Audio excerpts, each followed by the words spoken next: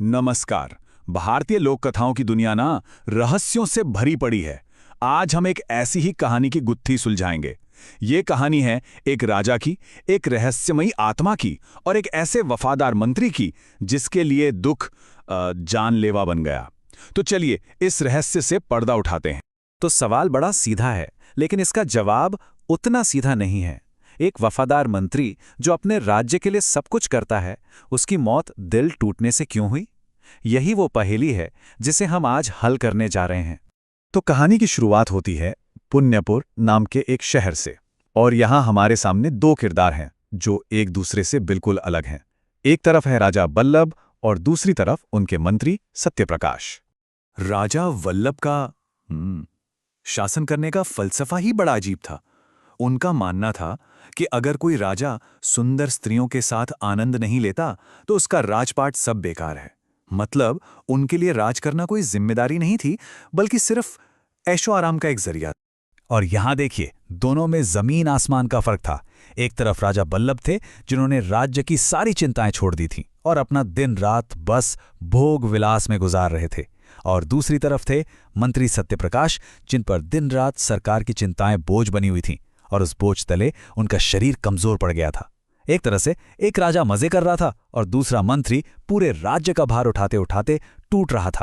तो हुआ ये कि मंत्री की पत्नी ने उनकी हालत देखी और उनसे कहा कि कुछ दिन की छुट्टी ले लें। तो थके हारे और निराश मंत्री ने राजा से तीर्थ यात्रा पर जाने की इजाजत मांगी ताकि उनकी खोई हुई ताकत वापस आ सके। और बस यहीं से कहानी में गजब का मोड़ आता है। मंत्री अपनी यात्रा पर निकलते तो हैं, लेकिन वहां उन्हें आराम नहीं, बल्कि कुछ ऐसा दिखता है जो सब कुछ बदल कर रख देता है। तो मंत्री जी पहुंचते हैं सेतुबंध रामेश्वर के समुद्र तट पर। वो महादेव के मंदिर जाते हैं, दर्शन करते हैं और फिर समुद्र की ओर देखने लगते हैं। और तभी उन्हें एक ऐसा अद्भुत, एक ऐसा अविश्वसनीय नज़ारा दिखता है जिसकी उन्होंने कल्पना भी नहीं की थी।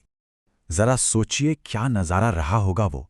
समुद्र के बीच से एक सोने का पेड़ निकला जिस पर पन्ने की पत्तियां, पुखराज के फूल और मूंगे के फल लगे हुए थे। ये कोई दुनियावी चीज नहीं थी, ये तो कुछ और ही था। पर बात सिर्फ पेड़ की नहीं थी। उस पेड़ पर एक बेहद खूबसूरत स्त्री बैठी थी जिसके हाथों में वीणा थी और वो बहुत ही कोमल और मीठे सुरों में गा रही थी। और फिर कुछ ही पलों में जैसे वो पेड़ आया था वैसे ही वो वापस समुद्र में समा गया। मंत्री जब वापस लौटे तो उन्होंने राजा को ये पूरी अविश्वसनीय कहानी सुनाई।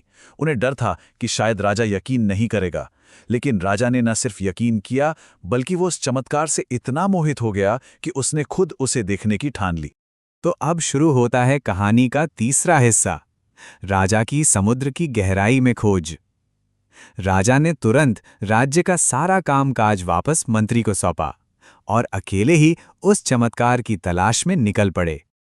और राजा ने तो जरा भी देर नहीं की। वो तट पर पहुंचे, चमत्कार देखा और बिना एक पल सोचे छलांग लगा दी समुद्र में और सीधे उस पेड़ पर पहुंच गए। वहां उन्होंने सुंदरी से शादी करने की शर्त मान ली, फिर चुपके से एक राक्षस को भी मार गिराया जो उसे परेशान करता था। और आखिर में वो सुंदरी को आजाद कराकर जीत के साथ अपनी राजधानी ले आए।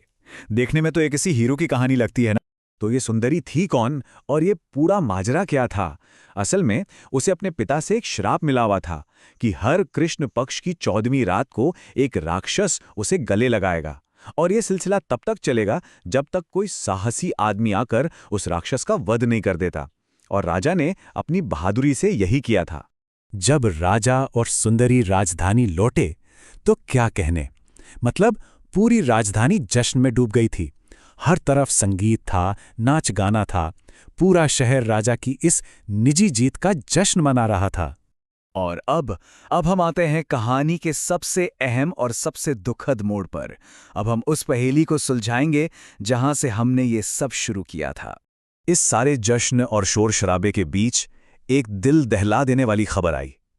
राजा के लौटने और इन शानदार जश्न की खबर सुनकर मंत्री की दिल टूटने से मौत हो गई। जरा सोचिए, एक तरफ राजा की जीत का उत्सव और ठीक उसी वक्त दूसरी तरफ उसके सबसे वफादार साथी की मौत। तो हम घूम फिरकर वापस उसी सवाल पर आ गए, आखिर क्यों? मंत्री की मौत की असली वजह क्या थी?